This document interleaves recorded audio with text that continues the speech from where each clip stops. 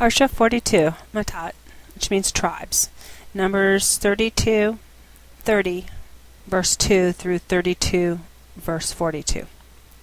Then Moshe spoke to the heads of the tribes of the people of Israel. He said, "Here is what Adonai has ordered. When a man makes a vow to Adonai, or formally obligates himself by swearing an oath, he is not to break his word, but is to do everything he said he would do. When a woman makes a vow to Adonai, formally obligating herself while she is a minor living in her father's house, then, if her father has heard that she has vowed or obligated herself to do and holds his peace, then all her vows remain binding. Every obligation she has bound herself will stand. But if on the day her father hears it, he expresses his disapproval, then none of her vows or obligations she has bound herself to will stand, and Adonai will forgive her because her father expressed his disapproval. If having made vows or rashly committed herself to an obligation, she gets married, and her husband hears but holds his peace with her on the day he learns of it, then her vows and obligations she has bound herself to will stand. But if her husband expresses his disapproval on the day he hears it, he will void the vow which is on her and the obligation to which she has bound herself, and Adonai will forgive her. The vow of a widow, however, or of a divorcee, including everything to which she has obligated herself, will stand against her. If a woman vowed in her husband's household to obligate herself with an oath, and her husband heard it, but held his peace with her, and did not express disapproval, then all her vows and obligations will stand.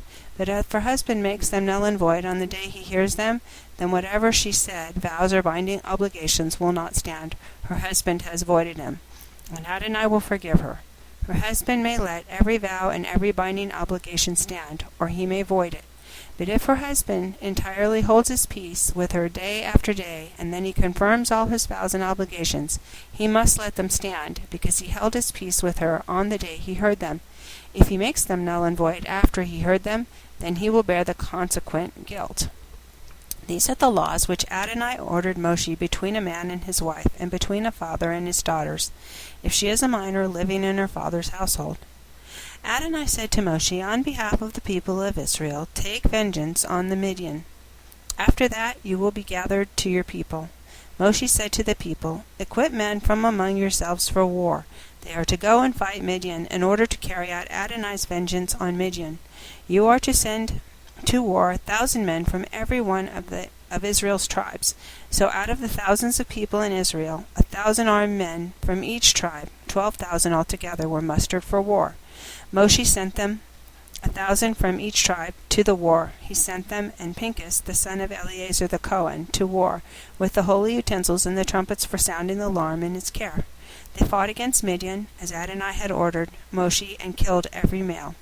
They killed the kings of Midian, along with the others who were slain, Ivi, Rechem, Zur, Hur, and Reva, the 5 kings of Midian. They also killed Bileam, the son of Beor, with a sword. The people of Israel took captive the women of Midian and their little ones, and they took as booty all their cattle, flocks, and other goods. They set fire to all their cities in the area where they lived and all their camps. They took all the booty, all the people and animals they had captured, and brought them captive, booty and spoil to Moshe, Eleazar the Cohen, and the community of Israel in the camp on the plains of Moab, by the Jordan across from the Jericho. Moshe, Eleazar the Cohen, and all the community leaders went to meet them outside the camp. But Moshe was angry with the army officers, the commanders of thousands, commanders of hundreds, coming in from the battlefield. Moshe asked them, "You let the women live? Why, these are the ones who, because of Bileam's advice, caused the people of Israel to rebel, breaking their faith with Adonai in the Peor incident, so that the plague broke out among Adonai's community. Now kill every male among the little ones, and kill every woman who has ever slept with a man. But the young girls who have never slept with a man, keep alive for yourself. Pitch your tent outside the camp for 7 days. Whoever has killed a person or touched the corpse of someone slain, purify yourselves on the 3rd and 7th days, you and your captives. Also purify every garment, whether of skin or goat's hair, and everything made of wood." Eleazar the Cohen said to the soldiers who had gone to the front, "This is the regulation from the Torah which Adonai had ordered Moshe. Even though gold, silver, brass, iron, tin, and lead can all withstand fire, so that you are indeed to purify everything made of these materials by having them pass through fire. Nevertheless, they must be purified with the water for purification. Everything that can't withstand fire you to have go through the water. On the seventh day you are to wash your clothes, and you will be clean. After that you may enter the camp. Adonai said to Moshe, Take all the booty, both people and animals, you, Eleazar the Cohen, and the leaders of the clans of the community, and divide the booty into two parts, half for the experienced soldiers who went out to battle, and half for the rest of the community. From the portion of the soldiers who went out to battle, levy a tax for Adonai consisting of 1/500th of the person's cattle, donkey, and sheep. Take it from their half and give it to Eleazar the priest as a portion set aside for Adonai. From the half that goes to the people of Israel, you are to take 1/5 of the persons and of the cattle, donkeys, and sheep, that is, of all the livestock, and give them to the Livrim, taking care of the tabernacle of Adonai. Moshe and Eleazar the Cohen did as Adonai had ordered Moshe. The booty over and above the portion which the soldiers took came to 675,000 sheep, 72,000 cattle, 61,000 donkeys, and 32,000 persons in all, consisting of women who had never slept with a man. The half which the portion of the soldiers went out to fight numbered 337,500 sheep, of which Adonai's tribute was 675, 36,000 cattle, of which Adonai's tribute was 72, 30,500 donkeys, of which Adonai's tribute was 61, and 16,000 persons, of which Adonai's tribute was 32 persons. Moshe gave the tribute set apart for Adonai to Eleazar the Cohen, as Adonai had ordered Moshe. From the half that went to the people of Israel, which Moshe separated from that of the men who had gone to fight. Now the community's half consisted of 337,500 sheep, 36,000 cattle, 30,500 donkeys, and 16,000 persons. From the people of Israel's half, Moshe took 1/50th of the persons and animals and gave them to the Livrim, taking care of the tabernacle of Adonai, as Adonai had ordered Moshe. The officer in charge of the thousands who fought, the commanders of the thousands and the commanders of hundreds, approached Moshe and said to him, Your servants have counted all the soldiers under our command, and not one of us is missing. We have brought an offering for Adonai, what every man has obtained in the way of gold jewelry, armlets, bracelets, signet rings, earrings, and belts, to make atonement for ourselves before Adonai. Moshe and Eleazar the Cohen accepted their gold, all the jewelry.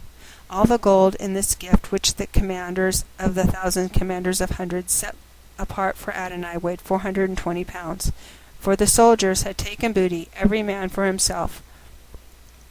Moshe and Eleazar the Cohen took the gold from the commanders of the thousands and of the hundreds, and brought it into the tent of meeting as a reminder to the people of Israel before Adonai.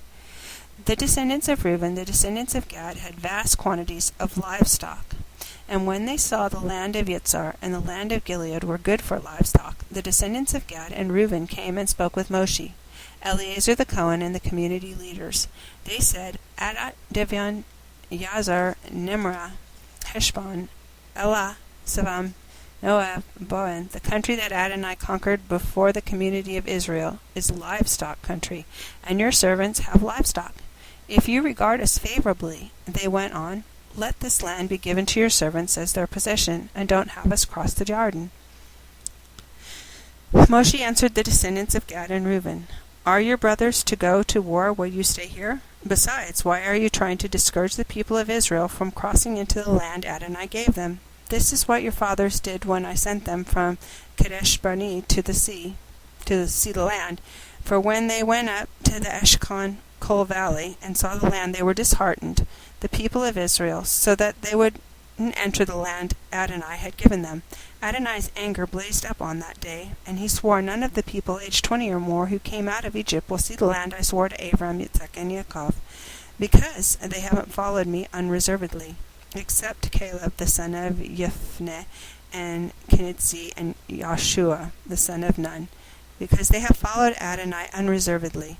Thus Adonai's anger blazed against Israel, so he made them wander here and there in the desert 40 years, until all the generations that had done evil in the sight of Adonai had died out. Now you, another brood of sinners, have arisen in your father's place to increase still more the fierce anger of Adonai towards Israel. For if you turn away from him, he will leave them in the desert again, and thus you will cause the destruction of all these people. But they came up to him and said, Here we will build enormous enclosures for our livestock and cities for our little ones. But we ourselves will be armed and ready for action to march at the head of the people of Israel until we have brought them to their place. Our little ones will stay in the fortified cities here because the people now living in the land. However, we will not return to our own homes until every man in Israel has taken possession of the land for his inheritance. We will not have an inheritance with them on the other side of the Jordan, westward, because our inheritance has fallen to us on this side of the Jordan, eastward. Moshe said to them, If you will do this, if you will arm yourselves to go before Adonai to war, and if every one of your soldiers will cross the Jordan before Adonai, until he has driven out his enemies ahead of him, and if the land has been conquered before Adonai, and only after that do you return, then you will be clear before Adonai and before Israel, and this land will be yours to possess before Adonai. But if you do not do this, then you have sinned against Adonai, and you must understand that your sin will find you out. Build cities for your little ones and enclosures for your sheep. Then do what you said you would do. And the descendants of Gad and the descendants of Reuben said to Moshe, Your servants will do as my Lord orders. Our little ones, wives, flocks, and all our livestock will be there in the cities of Gilead. But your servants will cross over, every man armed for war before Adonai to do battle, as my Lord says. So Moshe gave orders concerning them to Eleazar the Cohen, Yehoshua the son of Nun, and the clan leaders of the tribes of the people of Israel. Moshe said to them, If the descendants of Gad and Reuben cross over the Jordan with you, every man armed for battle before Adonai, and if the land is conquered before you, then you are to give them the land of Gilead as theirs to possess. But if they do not cross with you armed, they are to possess land along with you in Canaan. The descendants of Gad and Reuben answered, We will do as Adonai has said to your servants. We will cross over into the land of Canaan, armed before Adonai, and the land we will possess for inheritance will be on this side of the Jordan. So Moshe gave the descendants of Gad and of Reuben, and also to the half-tribe of Manasseh, the son of Joseph, the kingdom of Sihon, the king of Amori, and the kingdom of Og, the king of Bashan, the country and its cities within its borders, along with their surrounding towns. The descendants of Gad built Divan, Atrot, Aor, Atrot Shapha, Yatzer, Yogabeh, Bet Nimran, and Bet Haran, the fortified cities, and also enclosures for sheep. The descendants of Reuben built Heshbon, Eklah, Kiriath-Jearim, Nov, Baalmon, the names have been changed, and Sivma, they renamed the cities they built. The descendants of Machir, the son of Manasseh, went to Gilead and conquered it, dispossessing the Amorite who were there. Moshe gave Gilead to Machir, the son of Manasseh, and he lived in it. Yair, the son of Manasseh, went and captured its villages and called them Havat Yair, the villages of Yair. Nakav went and captured Kenat with its villages and named it Novak after himself.